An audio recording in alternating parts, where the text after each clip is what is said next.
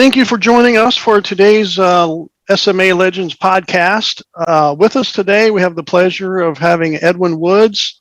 He is with Precision Wood Stairs out of central New York, the Syracuse, New York area.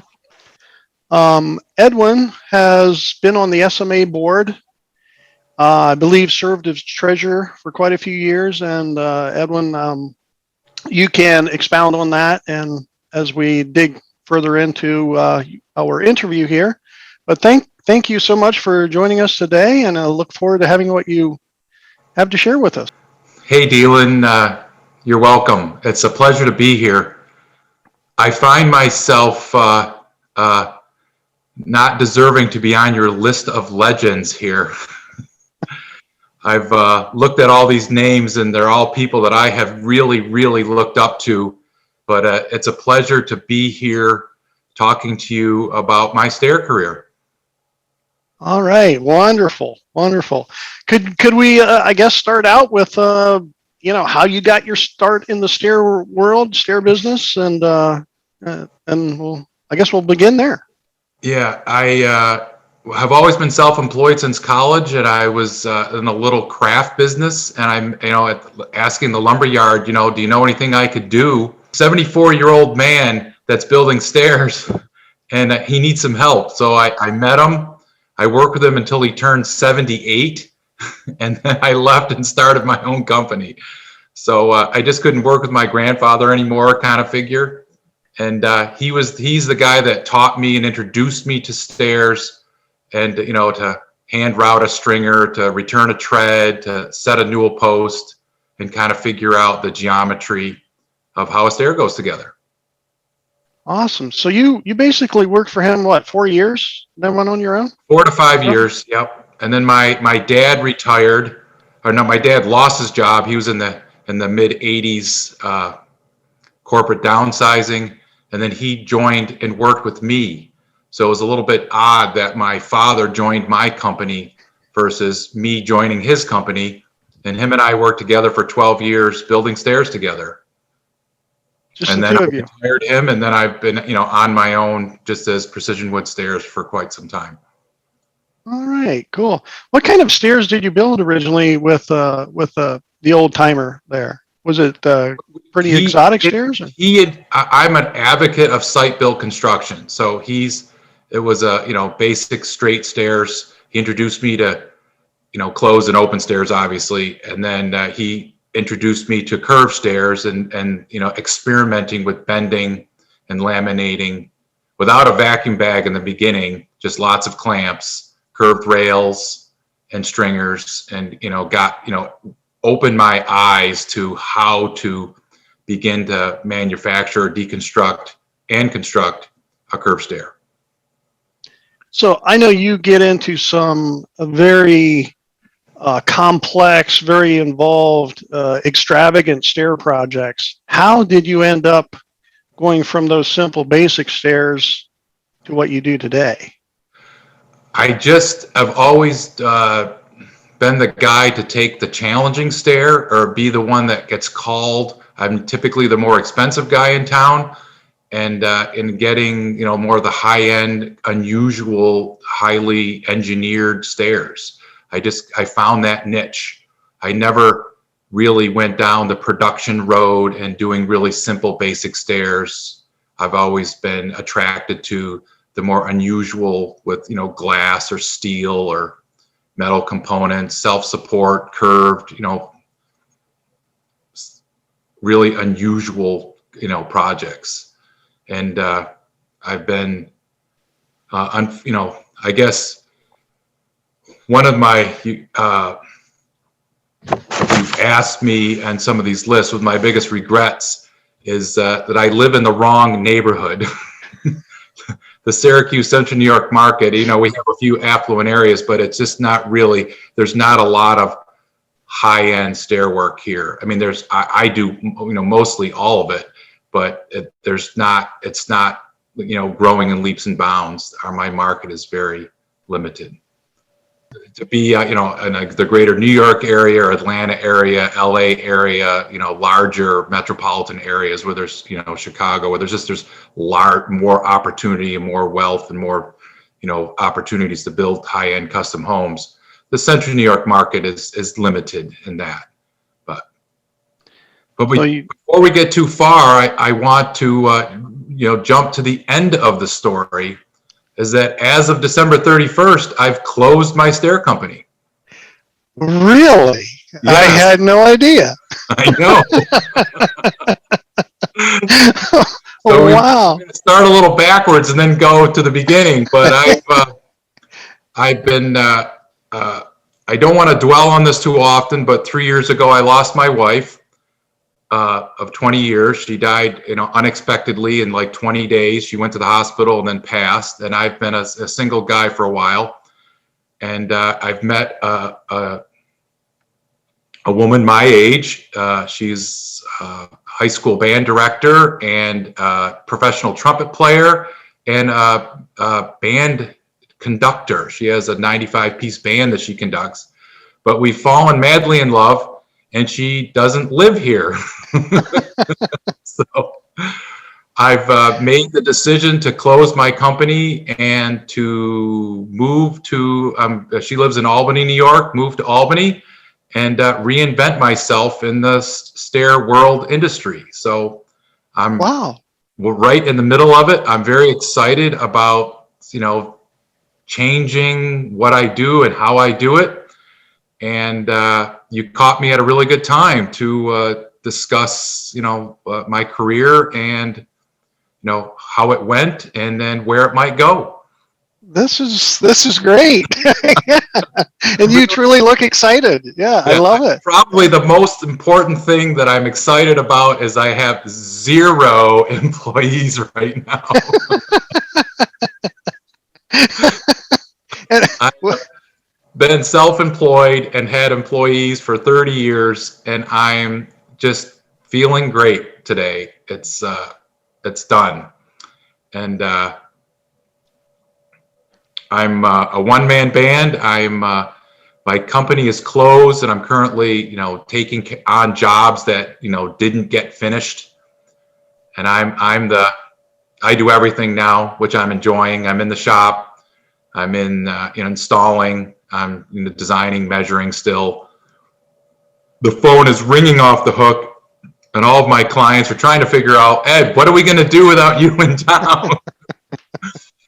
So we're talking and negotiating with other guys that might take over my space, but I'm still going to be heavily involved in the measuring, design, and creating what the project is going to be. And evidently, that is the part you enjoy the most. Is that's the design. Part I enjoy the most. I mean, that's really what I've become an expert in. Is that I'm really good at, you know, measuring a site and figuring out what it goes in. You know, what needs to go in, and then you know, self-taught AutoCAD, you know, 2D drawing, and getting creating parts lists, and then figuring out how to make the parts, especially curved things. I've, you know, learned and done really well in vacuum bagging and making all kinds of jigs and forms and that kind of stuff, and really perfected that. And then discovering 5-axis CNC for making rails. That has really, you know, turned, you know, curved stair making for the, you know, I'd say I'm an amateur, but, you know, self-taught professional is the way to, you know, the 5-axis rails is the way to go. Open the box and bolt it together and it fits on the stair perfect. I mean, it's really to me has transformed the way to do a curved stair now. Mm-hmm. The rail has been so difficult. It just avoids all spring back. It avoids everything. Sure.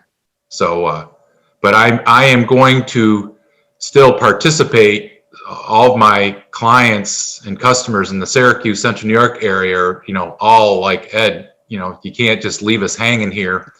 So we've are partnering with a millwork shop that is going to make, you know, the stair kits and the parts for me.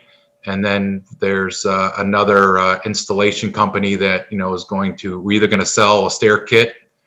We're a heavily, you know, site-built kind of trim carpenter, you know, dominated area here. there's not a lot of pre-assembled stairs built. They're all site built in place, a perfect fit to the building. And that's the market, I've kind of grew up with and learned about. I've always kind of led that to believe the Porter Cable Company used to manufacture those cast iron Porter Cable stair templates here in Syracuse. So I kind of always figured that I'm a first and only stair builder. My other little kind of joke is, you ask me to hang a door and I'll stand there, scratch my head. It'll take me all day to hang a door. But, stairs, like I do in my sleep, it's just so easy. I know you were instrumental in us using vacuum bagging for bending our product. We were getting very discouraged. You gave us some pointers, kind of took us over the hump. Now we would cry to do without. Right. How did you learn some of those tricks of the trade? Could you speak into that a little bit? I heard about it, and I decided just to buy a compressor and a bag and just experiment with it. And trying in the form vacuum bagging and out of the form, the form is in the bag or out of the bag, experimenting with different techniques. And my other little trade secret is to put a little valve on the bag and put a partial vacuum. That is the way to do it. You put the piece or the stringer, where we're all installing stringers or curved apron, is lay it flat and seal the bag and put a partial vacuum on it so it all bends flat. And then you go press it onto your form and clamp the ends. And that partial vacuum really completely makes a difference, gets all the ripples and bubbles out of any veneer that's on it. And it allows the veneer to fold, to spread out, or layers of bending Luan or whatever you're using. But that's the secret that I've discovered. I know that was one of the things that was very helpful to us, kind of a turning point. That, and you mentioned the broom to press the air out initially, I think. Yes. That and the, whatever you call it, the screen or film to let the air flow through there. There's a mesh on the end so the air can get out. It just needs to be at the end where it's on an edge of the stringer. It doesn't need to be on the, the whole thing. But the partial, But you learned that on your own, basically. It was really kind of before, YouTube videos. It was just, I just experimented with it. And then the other thing that I always decided that gravity should be my friend. And I build a wreathing cage, is that my CNC or, ability has been a 3-foot wide roll plotter that I plot things out full scale. And I take the curve that we're making and put it on 2 sheets of plywood and stand it up and then build a wreathing cage around, in between the plywood. Each plywood has the curved plate on it, and then you take 2x4s or 2x6s and actually build the curved wall that you're going to bend it on. And then I, bend all of my stringers, over the top of this curved wreathing cage. And so I'm not standing things up in the air, and and I can lay out all the 2x4s or all the cross beams are parallel to the riser, so you can see if the thing is crooked on the cage, and you're letting gravity do the work. The stringer just lays on this curved wall. And I first started trying to build walls up in place, but then you're on ladders and you're trying to do all this work, and it's hard to get up there, and it's hard to adjust the pitch, and it just something that came to me one day, and it was completely transformed bending any curves, because you can bend, you can have 2 or 3 things on there at once, and I just lay out all my radiuses on these curved plates, print them full scale, tape them on the plywood, and then I can just recreate each wall in the same floor space. It's a 16 by 8 or 10 foot floor space, and that's how I've done it, and it's been very successful. Awesome. There's still a lot of argument on whether you route the stringer first or route the stringer after it's glued. I'm a route after it's glued guy and kind of build a curved template, but sure. Yeah. Any other things you learned that way? Because that seems to be a common theme among stair builders is they learned it on the fly. They just Yeah, tried, experimented. I have really been, I was introduced to the trade, but I've always been kind of an engineer, craftsman guy to just try to figure out how to make something. I mean, I really enjoy making a jig or a template and, spend the time to, reverse engineer how am I going to bend or cut or make this part? And it's just been experimentation. Okay. I mean, probably one of the things that has prohibited me in expanding is that it's really hard to do that in a production wise. Mm-hmm. And I can't do the volume. I can't keep it up. And then dealing, I just experimented Awesome. with the vacuum bag and tried to figure out ways. And the other to me is discovering this. I call it 1/8 inch bending Luan or an 1/8 inch Italian plywood. You can buy it in a 4-foot column or an 8-foot column. It always comes the wrong way, but is that finding that was just critical. It comes in 3/8 or 1/8 inch, and stacking that up to get the thicknesses that you need. 7 layers is 3/4, and that made a huge difference. And then and the other trick is you're always trying to add a stiff layer in the pack that bends but helps it not be floppy. There's something in there, and then also to have it be way longer than you need, because the ends are never curved. There's a 2 or 3 stanchions or bars after the lamination. You're always making way more than you need and then cutting it off because it never is perfectly curved. Mm-hmm. Of course, trying to laminate, anything over 8 feet is always the next challenge, and how to get, bending material that's longer than 8 feet. But, larger radiuses, it's easier to do it in solid wood. Smaller radiuses, you got to do it in thinner wood and veneer. It's experimenting and trying to get it just right. I mean, you usually make more than one part after, as you do it. Experience, right? Yes. So, who Yeah. has been the greatest positive influence in your career as a stair builder? I'm going to say my dad.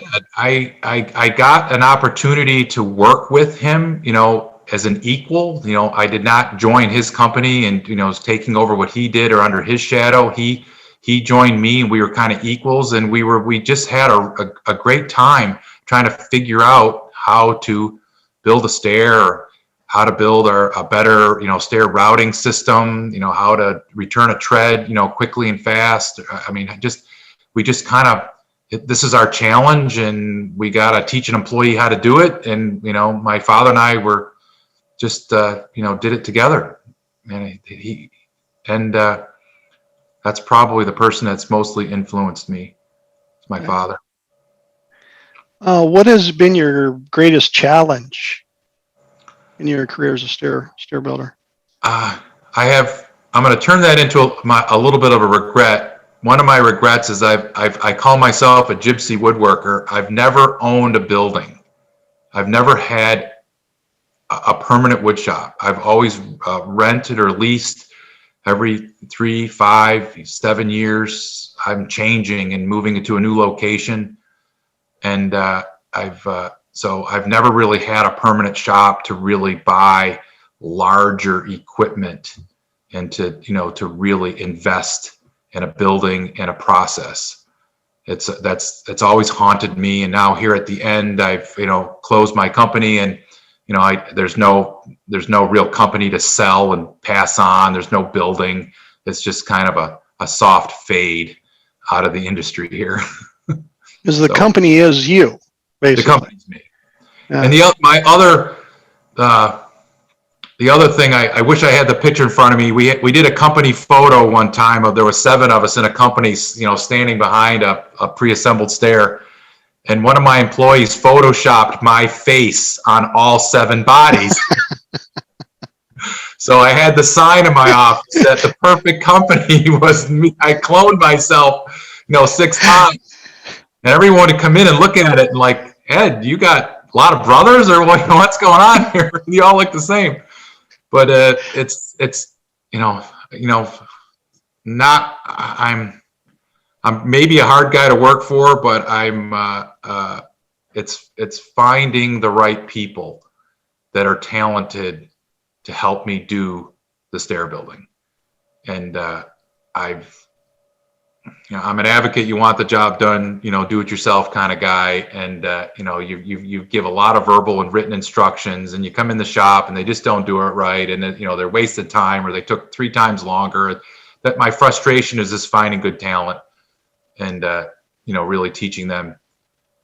And in the, our area, and I'm sure there's not too many young, skilled woodworkers, carpenters. The average age is all over 50 now, and it's harder to find the young person that really is interested in doing this, hands-on skilled work. So I think that's probably across the board for everyone's company.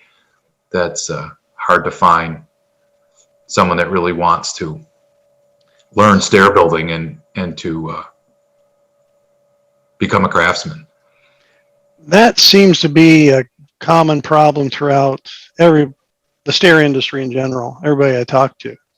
Yeah. So if you do need to find that person, could you give us a little advice on where do you look, or how do you go about developing that person, or could you speak into that a little bit? I've in the past I have my first employee has been with me for 21 years, my dad and I, and, I've had with one guy for 21 years, and I found him in a music store building guitars. So, it was just, do you want a job? And I and then taught him how to be a stair builder. And he's, the kind of the joke is that people have asked them to build him a stair, and he says, I don't know how to do it. Ed handed me a stair kit and I put it together. I know nothing about how it gets from the beginning to this middle. I can take it from the middle and install it all day long.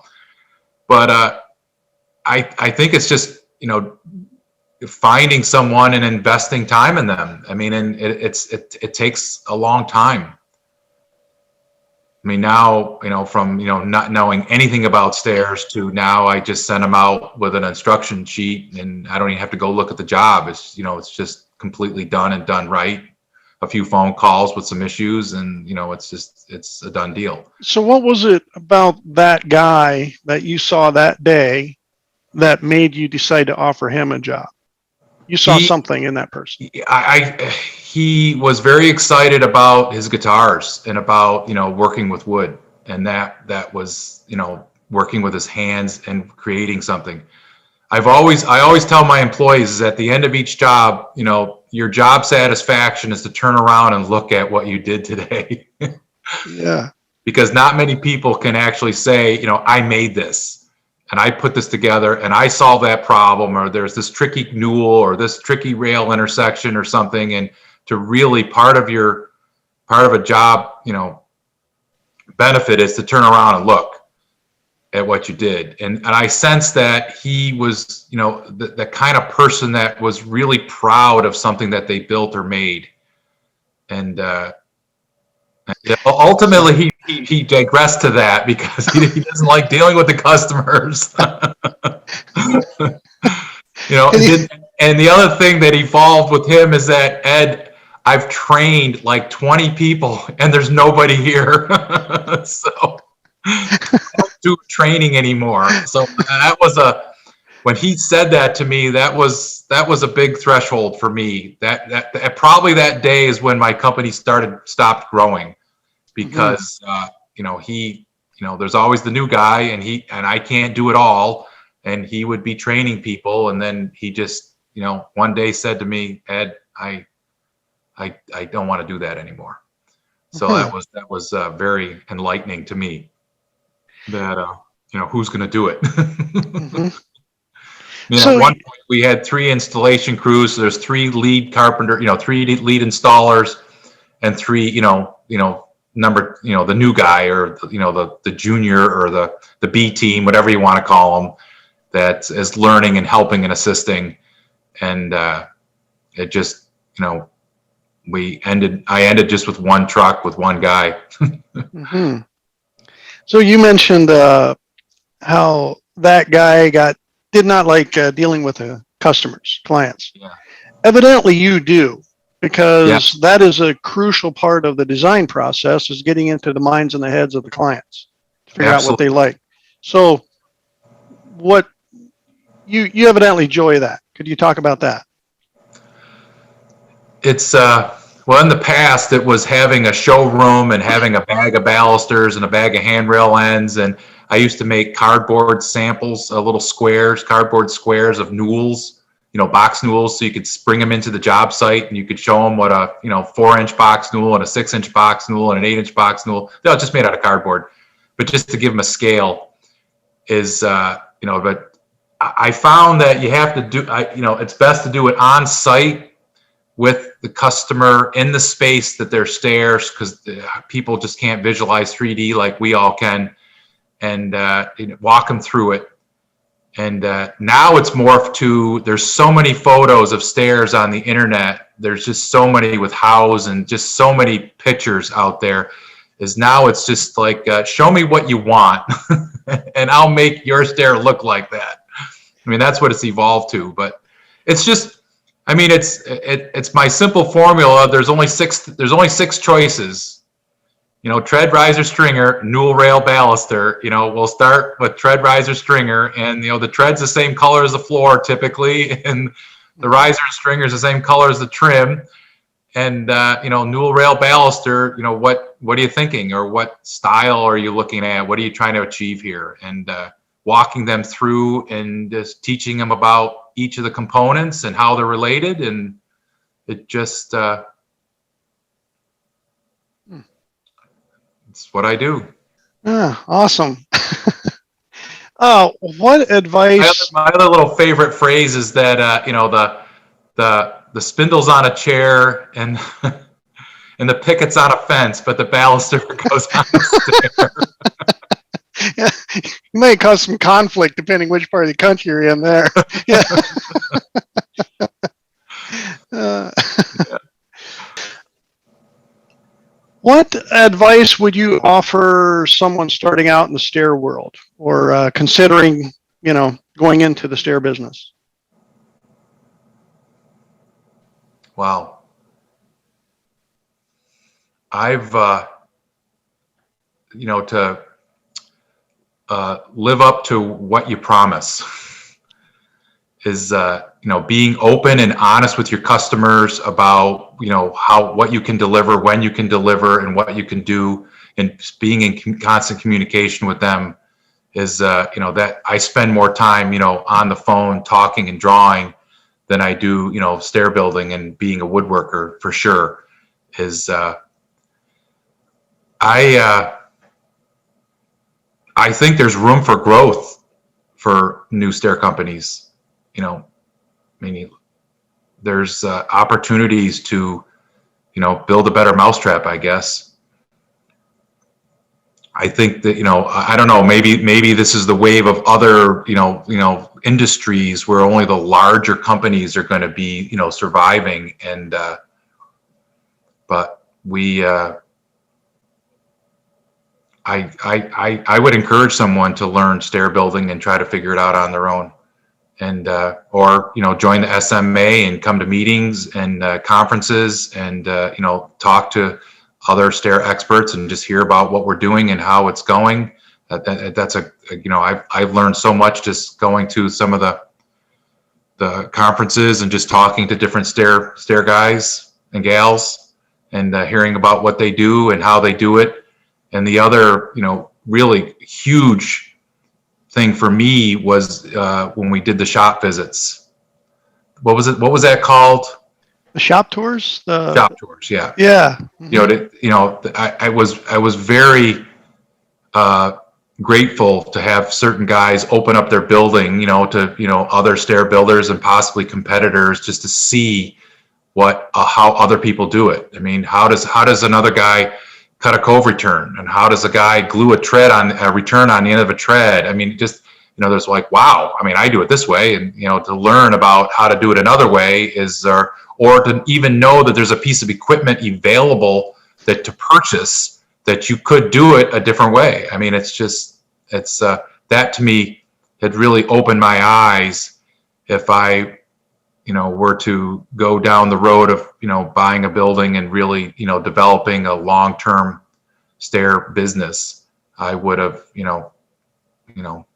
done more research like that, to visit other shops and try to figure out what I want to do. Kind of related to that, maybe the same question. What advice would you give your younger self starting out, before you started out? Yeah, I would have invested in a building and had a permanent stair building shop a long time ago. My dad and I were, we started out in a garage, and two guys in a truck, and we even were routing. We did everything on site. We were routing stringers, returning treads, doing everything. The stair model was right in front of you, and you couldn't make a mistake because you could just go over there with a tape measure and measure it. And then we just evolved into that. And then, you get one employee, two employees, and all of a sudden you need a place to go to, then you need a shop, and we'll rent a place, and it just evolved. But I would like to invest in some dirt and have a real physical plant to grow and to work with. That's one of my regrets.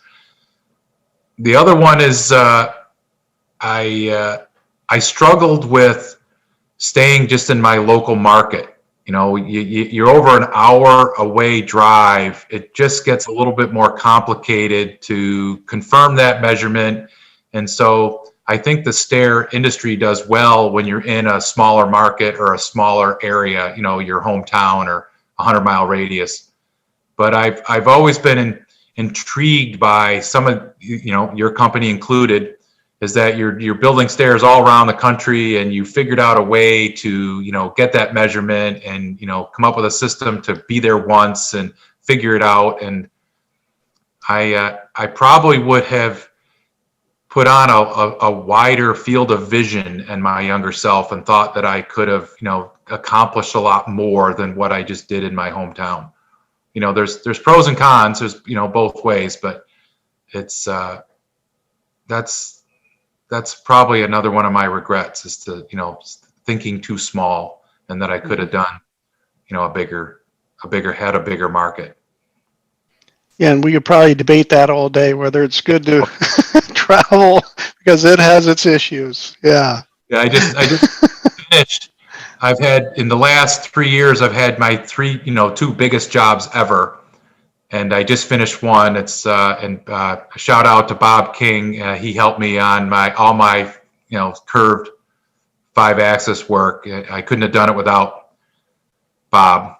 But just a huge, big job. It was 2 hours away, and it killed us to be driving back and forth. You're just on that threshold where are you gonna spend the night, or you're gonna drive home, and 4 hours in the car every day. Oh, it's torture. A lot of miles and gas on the vehicle, but or you're sitting in a hotel or at a restaurant every night. It's a hard decision to make. It is very, very hard. That was a 24 riser stair. It was a site built monster, and 5 feet wide. There was no way you could pre-assemble it, and so we built it all on site, piece by piece, and. But it's successful because you're out there, framing it for them, and getting all the walls just right, and being part of that early process to make sure the stair is going to fit.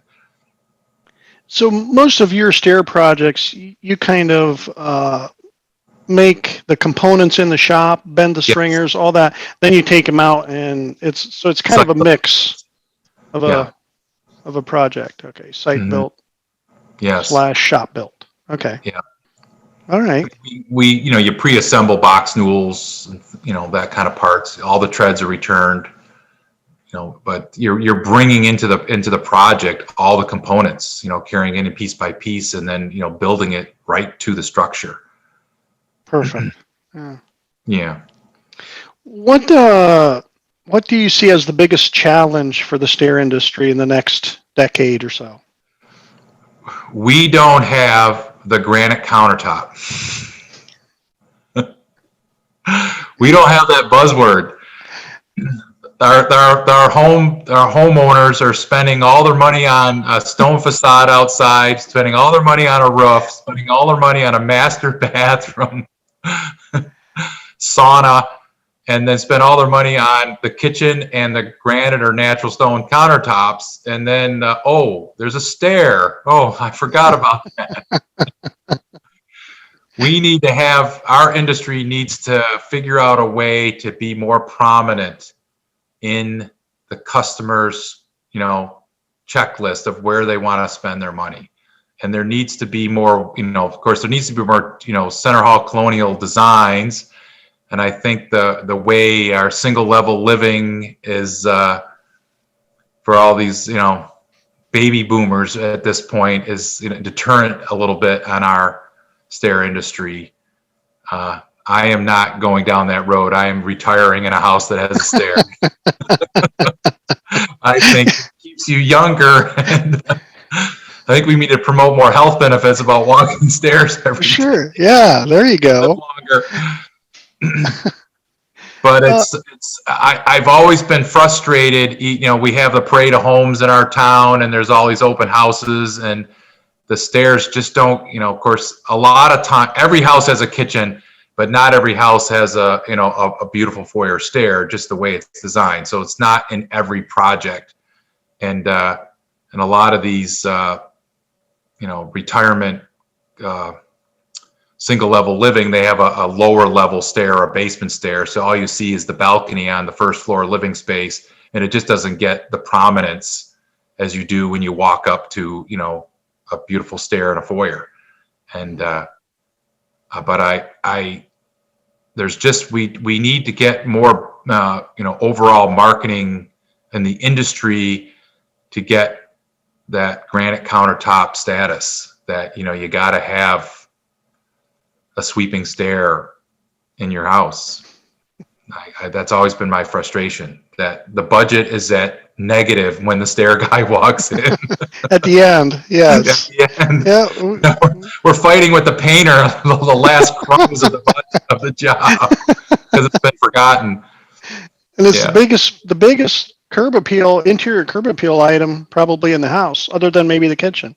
Yeah, I mean, there are so many of my customers, they're just have, of course, we always wish for the thank the worker party where you can go back in and see your work completely finished. And another one of my regrets is it's really hard to photograph a stair and to go back on the job and force yourself, 3-6 months later to get out there and take pictures. I have lots of photographs of construction stairs under construction, but never that finished photo. And I'd really recommend that you make an effort in your company, all of us, to get back and do some decent photography. And even with your own cell phone now, you can really get some good pictures. But to invite yourself back in and take pictures of your product is. The more pictures we get out there, the more we can potentially create that interest in stairways. Yes. I think that's great advice. Yeah. Oh yeah. It's but there's. Certain customers, that I get involved with, is they really appreciate the stair and it's a prominent part of the architectural plan. I mean, I don't know how to influence architects and homeowners to design a floor plan that has a prominent stair in it. I mean, sometimes it's a featured part of the center of the house, and other times it's, just something in the back corner that's kind of forgotten. Of course, I'm working in all the ones that are prominent, and I get to see these beautiful stairs, and it's just, it's been a really joy to work and build them. Where do you see things getting better for the stair industry in the next decade or so?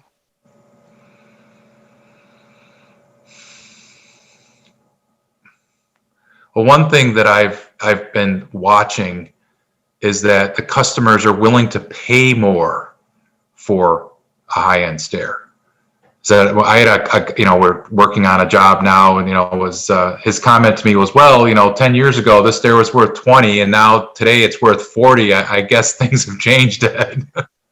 Is that there's I think you can charge what you're worth more today than you could before.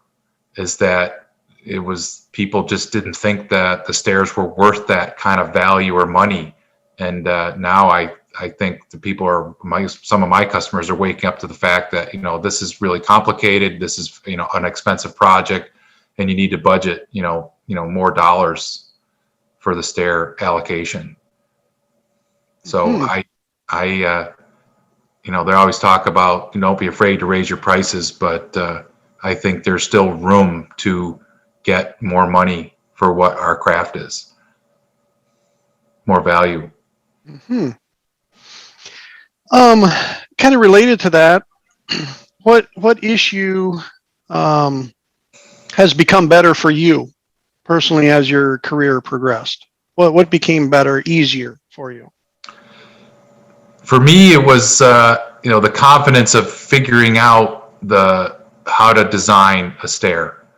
Is how the relationship of everything works. I've done it so many times. It just I felt the confidence level of figuring out the project and how to put it together and how to make the parts. That has improved and changed through experience. Another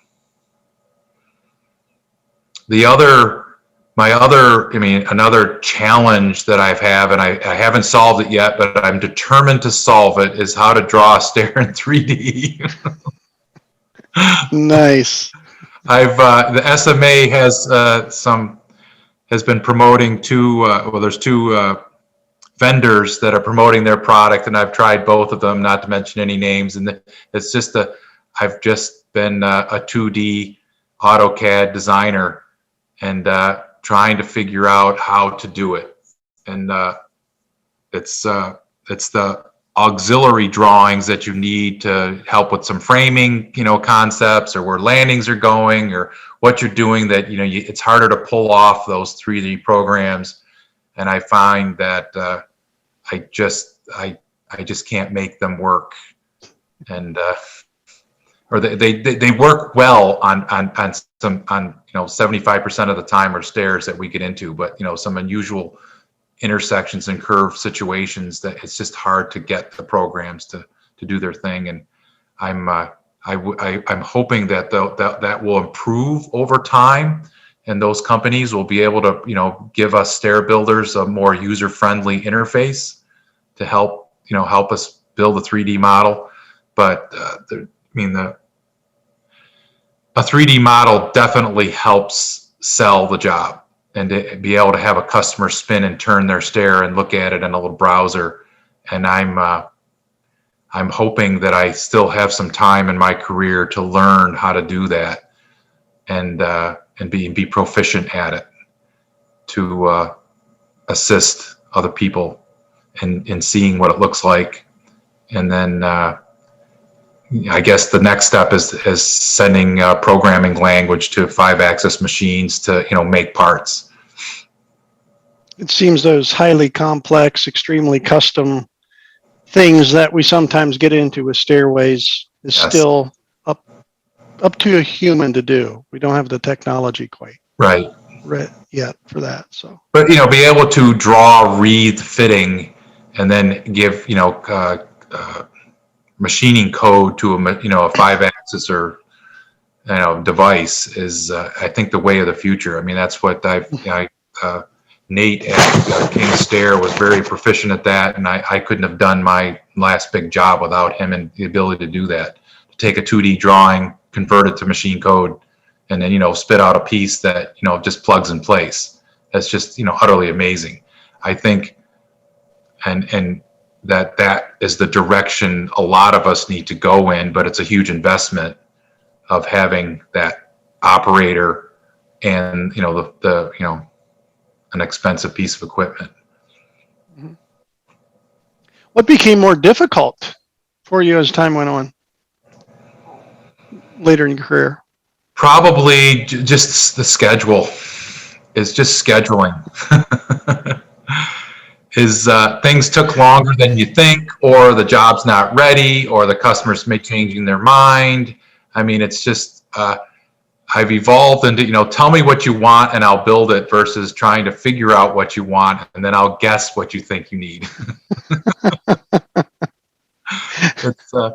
it's yeah, the scheduling and just, I mean, COVID, the last couple, the last 2 years of all experience of that has really messed up everything. But I mean, that's a whole nother conversation. We're going to get through that and get behind it.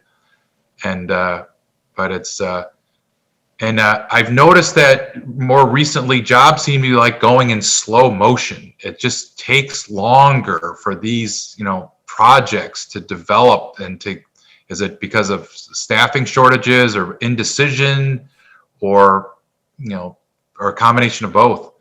I'm just in awe how long jobs are taking, how long it takes to get to, through the different stages, and it's just all drawn out. You have to schedule around that. Yeah. Could you share an experience that had a major impact on your life or your stair builder career? A certain experience that had, had major impact on you. Well, I retired my dad. We worked together for 12 years, and that was, now I'm, on my own, so to speak. So that was kind of I was paying down a 5-year retirement note. So then I had,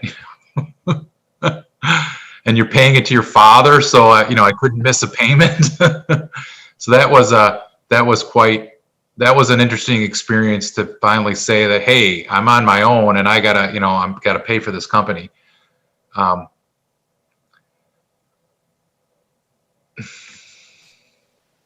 mean, what probably got me on the track of, this conversation of closing my company and doing this was, the other was just, the loss of my spouse. That was a major event for me, an unexpected, 2 teenage daughters, and just all of a sudden, I am just looking at life totally differently.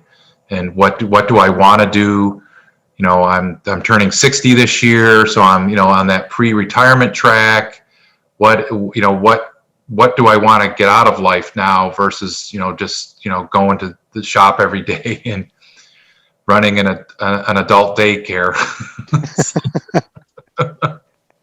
So I'm,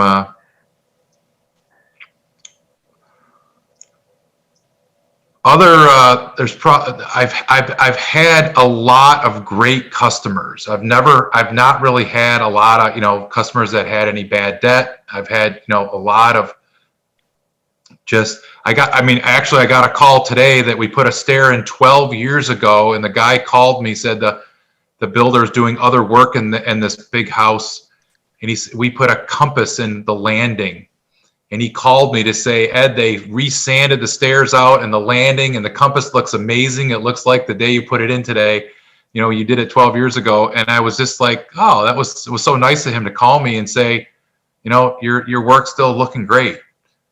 And, we build a really solid, squeak-free, so to speak, stair. And I never had any callbacks or any issues with any of my product ever going bad or ever having a problem with it ever. I mean, I never get a call. I mean, I guess I could say that I have a lifetime warranty now because I just, this is built in. But I've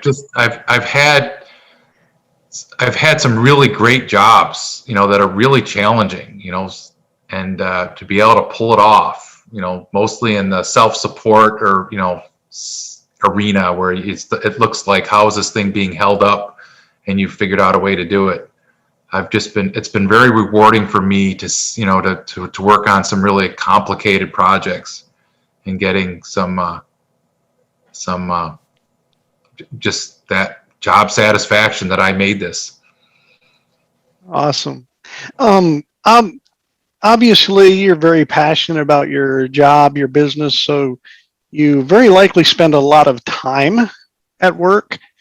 How do you, or could you give us some advice on balancing work and your family life, your home life? Or could you, we all experience that battle. Could you talk about that and your experience with it? Yeah, in the past, it has been, working way too much. But self-employed, I got to be a stay-at-home dad, at the beginning. My wife was working and my shop at that time was really close to my home and I could, do two things for that. So I made the sacrifice at work to do, more stay-at-home dad things. But you, you just gotta say it's done.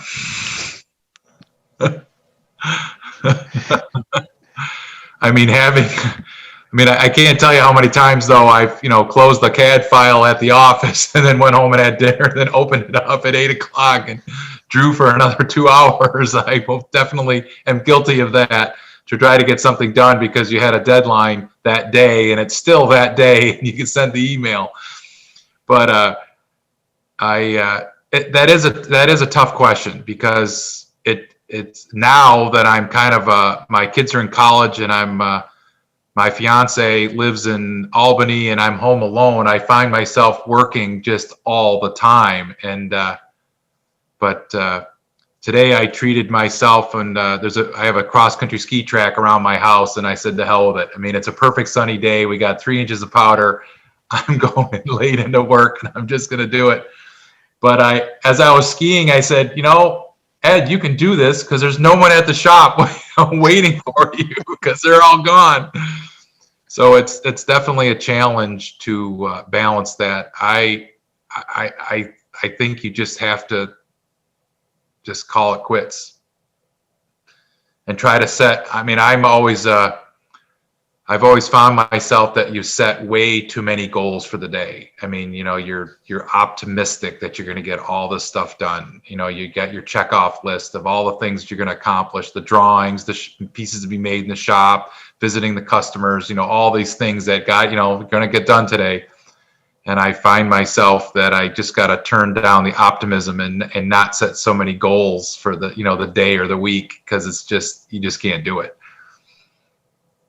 So with your career change coming up here, you'll probably have more control over that, I'm guessing. Oh, absolutely. I mean, absolutely. I'm feeling, that's one of the things I'm really looking forward to is I do have responsibilities in running a little company and getting things done, but I don't have the responsibility of, what is my staff doing today and what it's all in my head now. And I'm really enjoying that, trying to, juggle and manage my daily, ritual. And if it doesn't get done, it's, it's still a consequence, but it's not as big as having a staff and employees that you're, working with and for to help them, move the company forward. So I have been enjoying, it's been, December 31st was our last day. And I have been enjoying, these first few weeks of January. I do have to sweep the floor myself. The shop is a mess right now. It's really bad, but because I just walk out the door at 5 o'clock and I don't sweep up, and because I'm the only one there and I can live in that. But it's been very, very rewarding to not have the pressure of, making sure that at my optimum, I had 10 employees and, at the minimum I had, just closed, I had 4 employees. So there's a lot of work, and it's a lot of work to keep those people busy and to make sure that everyone has things to do and, moving forward and, managing everyone's job schedules. And I'm really happy to just have only one now. Nice. Just yourself, right? Yes. at the last SMA meeting, a couple of us were sitting around. We were talking about some really stupid things we have done in the past. We were saying, if these young whippersnappers just knew how much, some of the screw ups we made, we'd give them hope. Yeah. Can you think of an incident that would give us, we'll all laugh about it, but Probably my biggest screw up is always undervaluing my talent. As in someone says, well, this, you just quoted this job all in Red Oak. Ed, how much would it cost to do it all in Cherry now? And you just kind of, well, I'm, another couple $500 maybe. And I undervalue really what it's worth. I have lost more money not quoting it right because I'm just freehand throwing a number off the top of my head. It's really, I would advise, I've always quoted I don't quote my jobs per riser, I quote my jobs per part. And then figure out what the value is of the part, and then there's a built-in markup, and you're always trying to determine, an installation time per part is to take the time and don't swag a number. I don't know, I do run into people that are very good at just estimating a number off the top of their head, and I'm not one of those. I think you'll be very successful if you're one of those guys that you can say, that looks like about 24,000. I gotta figure it all out line by line and then look at a number. That's but probably most of my screw ups have been is not charging enough. Mm-hmm. I've just left money on the table. And if you're a stair builder and you love your art, you're probably guilty. Yes. I know I am. Well, the other thing I like to share with a lot of people is that, that you've got this, once you know a stair builder, then you have the stair builder's curse. And that is, in all the movies and television, you start seeing all the stairs in the background. And people that know me will comment to me, says, Ed, I saw this show or I saw this movie and the stair in the background was awesome. And they start noticing stairs more in their lives because they know a stair builder. Any other advice, comments, anything else you'd like to share with us today before we end? I've had a really great experience with the SMA. I think in the last few years I could not go to the conferences. It just didn't fit into my personal schedule. But I think it's a huge benefit to our industry and all the work that we've been doing and working on trying to promote, the code of our industry and just everything about it.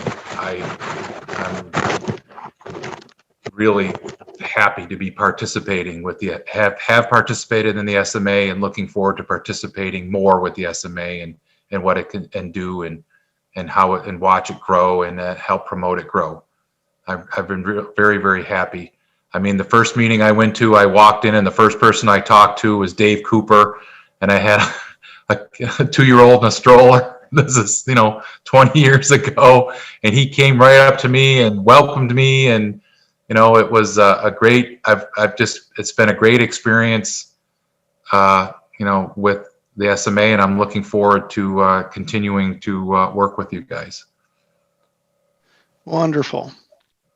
Well, tremendously appreciate you taking your time out of your day to hang out with us and share your wisdom and your experiences with us. Very, very much appreciated. Thank you. It was my pleasure, Dylan. I'm glad that we could make this connection and you could pull me off, and I've still don't think I deserve to be on this list of names of Stair Legends. I'll end with that. It's you got some really great guys and great stair builders on this list, so I'm very very privileged to be thought as to be one of them. Thank you so much.